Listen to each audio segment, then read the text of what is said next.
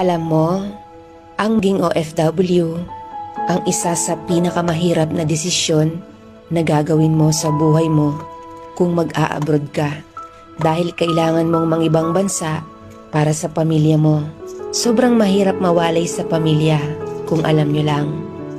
Bawat minuto, bawat oras, bawat araw at bawat taon na hindi mo sila nakakasama.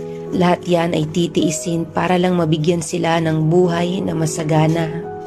Kahit ang kapalit nito ay ilang taon na pagkakawalay sa kanila. Mahirap talagang maging OFW dahil lahat ng okasyon sa buhay mo habang nasa ibang bansa ka ay hindi mo sila makakasama. Nariyan ang graduation day, ang Pasko, bagong taon at marami pang iba. Mag-isa mo itong haharapin.